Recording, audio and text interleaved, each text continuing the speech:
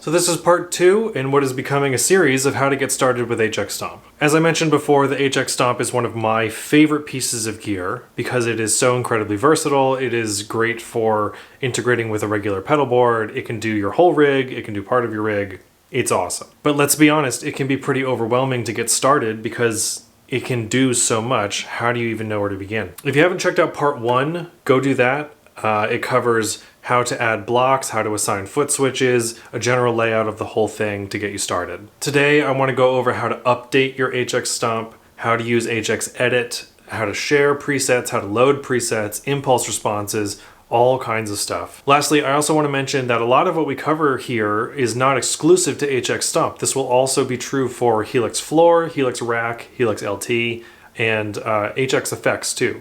So HX Edit is a free piece of software from Line 6 that allows you to make changes to your HX products from your computer over USB. The software itself does not do any signal processing, does not do any guitar processing. It's just a controller for the hardware. You also need HX Edit for updating firmware, loading and unloading, impulse responses, presets, all that kind of stuff. It's very easy to use, and I think it's much nicer to use for when you're getting really in deep with presets, with sounds, and with some other functionality. Lastly, before we start, I want to mention when you are updating your Helix stuff, you must update HX Edit first, otherwise it won't recognize all the new stuff. So update Edit, update hardware, and you'll be good to go. So let's get into it. So I've switched over to HX Edit for you to see here. First things first, you need to connect your HX Stomp, your Helix, whatever it is, to your computer over USB. It's really important to make backups of your Helix stuff. Don't ask me why, it just is. It's really easy. All you have to do is go to File, Create Backup, and then create a backup. That's it. Now if you ever need to restore an old version of your presets or anything to do with your Helix, you can just go to File, Restore from Backup, and navigate to where it is, and you'll be good to go. It's always a good idea to create a backup before you update any firmware. As of the recording of this video, we're on Helix version 3.15, and I'm fully up to date, so there's nothing to update today, but if there were updates, you would see it down here where it says no updates available. It may say something else. You need a line6.com account in order to get the firmware to update, but that's free. HX Edit is free, and there's no reason not to upgrade. They're adding new features, new effects, new amps, quality of life improvements, all kinds of things all the time. In fact, with HX Stomp, they recently added the ability to have 8 blocks instead of 6. So keep your stuff updated. Now onto using HX Edit a little bit more. You can see here I have the preset that I made for the last video pulled up. The nice thing about HX Edit is you can see all the settings for a block on one screen. So if we look at my amplifier, you can see everything here. If I switch the tab to the cabinet, everything is here.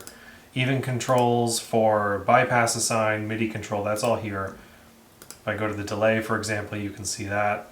Same with the reverb. Again, like before, if an effect is dimmed, it means it's turned off. You can click the on or off button here, and if you click this X, it will delete that block as well. There are many reasons to use HX Edit when working on this stuff. This is one of them. You just get to see more at a time. It's a little easier than working on the tiny screen with the tiny buttons. I also find it's easier to edit snapshots and things like that in HX Edit than it is on the hardware itself. Using the software is pretty self-explanatory, but I'll just demonstrate here by adding a second overdrive to this preset. So you can see I've got a block available here. I've got a couple available over here. So what I'll do is I'll click this empty block. I'll navigate down to distortion. And then I'm going to go with what do we have here? This is a tube screamer, right? So I'm going to go with, how about the heir apparent? This is the Prince of Tone from Analog Man. Like before, it defaults to on, and I can adjust some settings. I can change the presence. I can also type in a value here if I wanted. 4, enter.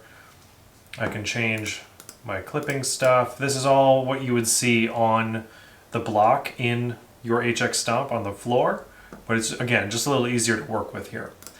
I'm going to go over to the bypass and controller assign tabs, and I'm going to set the bypass to foot switch 2. And now my second foot switch on the unit on the floor has that orange light on it, and that will control the heir apparent. I don't want this before my tremolo. all I have to do is click and drag it over, and we're done. I can hit Command or Control S to save my preset, and you're good to go. Like I said before, if you click this X, it will remove a block. But if you don't want that, if you click it by mistake, you just hit Control or Command Z and it will undo. A quick tip, you can tell if a preset is saved or not by how the name is displayed here. If it's in italics, it has been edited but not saved. So I'm going to hit Command S and it will turn the italics off, indicating that it has been saved. Over on this left-hand side, I'm on the Presets tab, and this is a list of all the presets I have in my HX Stomp. I've got some that I've purchased, I've got some that are factory defaults, and I've got plenty that I've made myself. So if you want to import a preset from something you buy online or something you grab from our Discord server, all you have to do is click and drag it in to a blank new preset, and it will ask you, are you sure you want to overwrite the highlighted preset? You hit yes, and boom, it drops it right in, double click, and it will load it up onto your HX Stomp and load it up for you to edit here. Alternatively, you can click import and then navigate to it in your file browser. You can also rearrange your presets for better organization. Say I want to put this HX Stomp intro over here. I just click and drag and it will reorganize for me. So I've loaded up another blank preset just to demonstrate this. Helix products, of course, will work with third-party impulse responses or IRs. That is a whole rabbit hole you can go down with guitar tone shaping. Impulse responses are, in this case, cabinets, basically. They are third-party cabinet options that you can purchase and download and then load into your Helix things for whatever you may like to use. So impulse responses are on this tab here. And you can see I've got a lot from, these are from ML Sound Lab, so I've got a lot of the Sir, Pete Thorne 212, I've got Mesa Boogie oversized cabinets, Vox AC30 cabinets, things like that. And there are a total of 128 impulse response banks that you can fill up on your Helix. What this means is when you load in an impulse response block, you tell it which of these to use, indicating which cabinet to use. So to do that real quick, I'm going to put in an amplifier block, no cabinet. I'm going to put in an amplifier block. Let's go with the cartographer. And then behind it, I'm going to do impulse response. I'm going to choose IR 1024 and then IR select. This is like a scroll thing, just like other effects, but I can also drop down the menu here and select what I want to go with. So I'm going to go with the Mesa Boogie oversized cabinet with an SM57.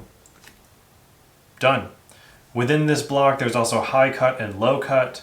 Very easy to manipulate. You don't have to use an additional EQ block to change the tone if you like. You can do it right in the impulse response block. One fun thing to do with impulse responses is have more than one cabinet, and you can do this with line 6 cabinets as well.